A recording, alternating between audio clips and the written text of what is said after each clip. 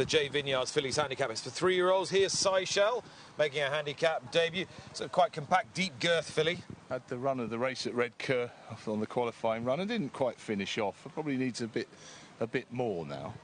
Slightly lengthier filly, 16-1 for George Bowie and William Buick, 7. Might be how tall she is as well. 16-1. She's consistent in a similar way to our previous winner, in that she's been knocking on the door. And has a good run of a course and distance last season. 3 is Iconic. Patrick Champion's going to be set for quite a good spell. I think a lot of his horses have been waiting for a bit of soft ground. Here's Iconic. Who you can't really see with the rug, but she comes here off the back of 3 reasonable runs on the all-weather. The last of them was quite eye-catching, so she should do all right. No, I don't think you'll be too disappointed with what you see next. Here's 8 on a Vespa, who you gave a warm mention to at the beginning of the show. Yeah, she's a little bit on her toes, but she looks straight enough for her first run of the season, and it was a good run at Salisbury on the middle of the 3 last year. She's had a bit of a holiday since then, but she's come back looking okay. Number 4 is next, and that is Que Jeune, who has claims on the course and distance run last time. She was pretty well drawn that day, and she's in stall 11 today, which may be a disadvantage based on what we saw in our last race. The next horse, the black rug, you can't see the number, is number 10, Juno Star, for Charlie McBride and Kieran Fallon. It looks like she's done a fair bit of growing since last year. There were hints of ability in her 3 runs. She would need more in this sort of company. Maybe I'll have a look at her when they get the rug off. Hope she looks as that she has done well in the close season. And number 1, big white face of Bailey's Jubilation. Front runner will certainly ought to put some of the pace into the race in the middle of the field in stall 7. She's very much on her toes. You think she's almost certain to be going forward, although she didn't really shine at Wolverhampton, finishing last time. Kuramuk is number 6. I was just chatting to Richard Wayman, who's a part owner of this filly, part of the Equima partnership, and I think their confidence has been slightly tempered by the rain, but it's not too soft. Yeah, I had no idea about how she would cope with the going. She ran really well at Yarmouth 2 outings back. Perhaps not quite so well, but she was a little short of room at Wolverhampton last time. The Little Bay filly coming round next in the pale blue sheet is Rinky Tinky Tinky, who impressed with the way she looked at Nottingham when winning, beating Dark Sorceress, another of today's rivals. But I think she got a really good ride from Charlie Bennett on the most favourable part of the track, and that she was not able to show her best last time, being very short of room at Wolverhampton, but I'm not sure she's quite as good as she looked at Nottingham. And once again, 11 Dark Sorceresses following her round. She is, and she too didn't run quite as well next time as she had at Nottingham, and she's slightly on the comeback trail after that one. But she was forced wide in the first time cheek pieces on her latest start, and they've taken those pieces off. And the one that I haven't seen is Cupola, number 5. Still haven't seen her either. Jim Crowley is deputising. Yeah, I can't see her anywhere. Jim Crowley deputising for Ross Orion, who's had to go to the dentist. She's got... I didn't think her form entitled her to a mark this high, but she's been well supported this morning. All right, well, that is all of them, and we haven't seen Cupola, but we've seen the rest ahead of the J Vineyards Fillies handicap.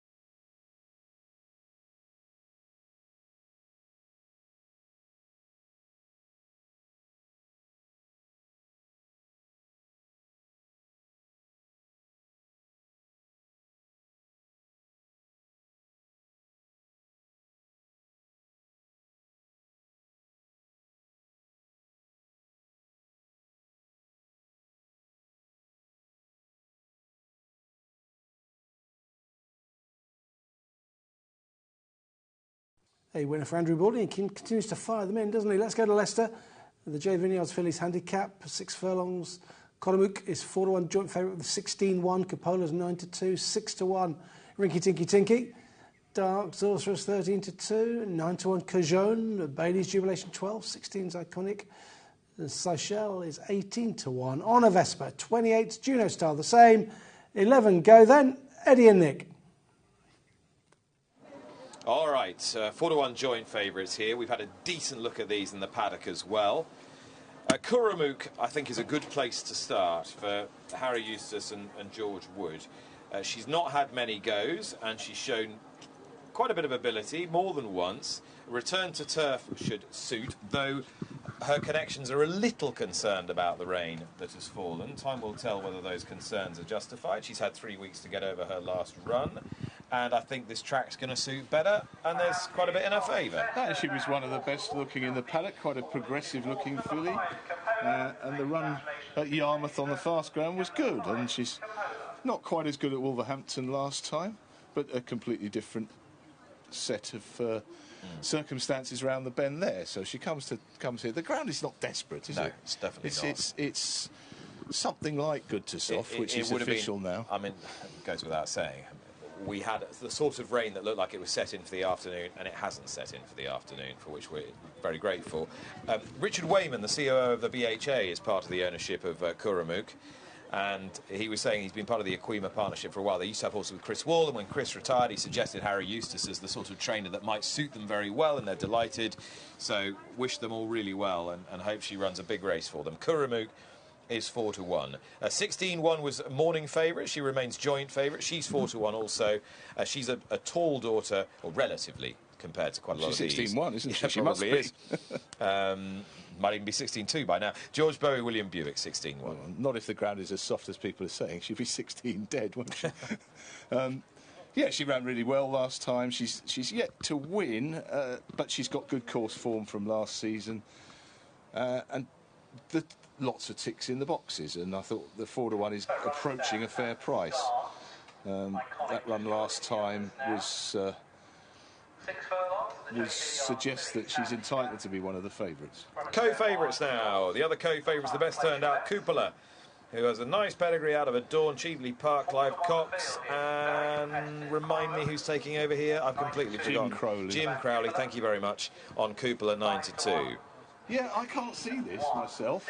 I don't see where the form is coming from, but she's a sort of quite a sexy profile, isn't she, from strong owners. But she didn't show a great deal on her turf debut last time at Windsor. And she hasn't really shown a great deal on her 3 qualifying runs for handicaps. I was prepared to look elsewhere, but I am, what's the word, respectful of the market move, I think. And then you've got the two that met each other at Nottingham earlier in the season, Rinky Tinky Tinky, who beat Dark Sorceress that day. They both run since. Yeah, and they both explored the stand side. Rinky Tinky Tinky to the more extent. She came very close to the stand side at Nottingham. I think they were favoured by that, and I think to an extent they were slightly flattered, and both have been beaten since. I have to give you the opportunity, at least with a minute or two to go, to get people to back the horse that you liked at the beginning of the program. It's halved in price. She's now 14-1 on a Vespa, number 8. Yeah, I thought that she's got, very well named actually, out of Roman Holiday, but she's certainly showed enough on her second run at Salisbury. That was over 7. And the last run was neither here nor there because she's been off since. I thought she looked fine in the paddock coming in. She's a homebred from the Bloomsbury stud. I thought she just had form claims and wasn't entitled to be as big a price as she is. Iconic is a homebred trained by Patrick Chammings, who I think has been waiting for a few of his horses to get the softish ground that they want, but he's got more horses than he's had for a little while this season. You can mark her up from the Kempton run where she finished third. She was quite badly hampered early in the race, and it was much the quicker of the 2 divisions that day or night. I think, but yeah, back on turf for the first time. She's certainly one to come into the reckoning. And fillies like Seychelles and Cajon are sufficiently unexposed to think there could be a bit of upside.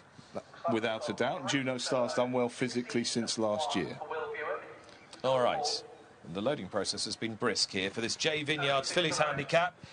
It's just a Class 5, but they're just 3-year-olds. So again, we're just at the start here. And one of the co-favourites when we last looked, Kuramuk, will be one of the final ones to come forward. And the race is going to be described by Tim Peters. Thank you so much, Nick. Yeah, just waiting for Kuramuk and also waiting for Juno Star, who's a little bit on her toes. She's just backing away at the moment. She's drawn in stall number 8. So Juno Star. Kuramuk will be the last one to go in. George Wood looking for back-to-back winners after that easy win in the previous race. Juno Star is in. Last one coming in is Kuramuk. All in for the J Vineyards Fillies handicap. They're off and racing over 6 furlongs. Bailey's Jubilation with that white face has got away handily, as has Kuramuk, far right as we look in the orange, alongside Honor Vesper in the stripes. Seashell in the yellow jacket is more towards the far side, being followed through by 16-1. Then comes Cupola in the red with the white sash blue cap. Jim Crowley now rides. Rinky Tinky Tinky in the green jacket is next. Juno Star in behind runners is travelling quite well. Curjean ridden along at the back of the field, as is Dark Sorceress towards the far side. Reaching halfway. Seashell is challenging Bailey's Jubilation for the lead. Iconic is now beginning to improve from off the pace. 16-1, Kuramuk is there with Honor Vesper as well. The Cupola's towards that far side, trying to get into it. In behind runners is Curjean, and Dark Sorceress is running on towards the far side. Plenty of chances inside the 2. Iconic and 16-1. We've also on that far side Cupola, and Dark Sorceress joining in as well. Rinky Tinky Tinky in the green trying to pick up well inside the final furlong. 16-1 with Iconic. These two are battling it out. 16-1 from Iconic as they head up towards the line. 16-1, but Iconic is fighting back. Iconic got there just, I think, from 16-1. It is close with Rinky Tinky Tinky in behind, and then came Cupola. Best finish of the day. They stopped the clock in 1:12.29, and I think Iconic has got his nose in front. Her nose in front, even, for David Probert and Patrick Chammings. Let's take it to the line. Oh, yes. Iconic wins. In second is 16-1. Iconic battled back to beat 16-1. Within third place, Rinky Tinky Tinky, and Never Nearer, Cupola in fourth. Here we go. Confirmed Iconic wins, the daughter of Taz Leet, homebred for Simmons, Callis and Chammings, for Patrick Chammings and David Probert. And she's returned at 16-1. Yeah, she had strong claims on the last run at Kempton, but she'd never been on the turf before. Looked like she's done very well from one run to the next. She was hampered early on in the Kempton race. No such problems today. She sat behind the lead, travelling well, and went to the front. But 16-1 wrested the league back off her, and it was a really good battle because Iconic was not to be done for, and she actually did re-rally, didn't she? She came back for the second time to get up and beat the original favourite with Rinky Tinky Tinky, who may have been a little bit short of room when she was trying to make a run through, but she's come back to that Nottingham form. The winner jumped in the middle of the division and towards the far side of the group. The stand side group didn't do fare quite as well when push came to shove late on. Which probably wasn't to the advantage of Kuramuk, who was on the flank far right. She's ended up getting rather lost in the middle of the race and then run on a little bit to finish 6th. The eventual 5th was the filly who's a share of the lead at the moment, the Sheikh Ahmed colours Seychelles. Indeed, and you'll see Seychelles also ends up towards the stands echelon, although at the moment she's boning straight up the middle. Bearing straight up the middle. Bailey's Jubilation did lead briefly to about halfway. She's a horse with a big white face towards the stand side, but she peters out as Seychelles just drifts across or towards the stand side, and that's cost her maybe a couple of places. But the winner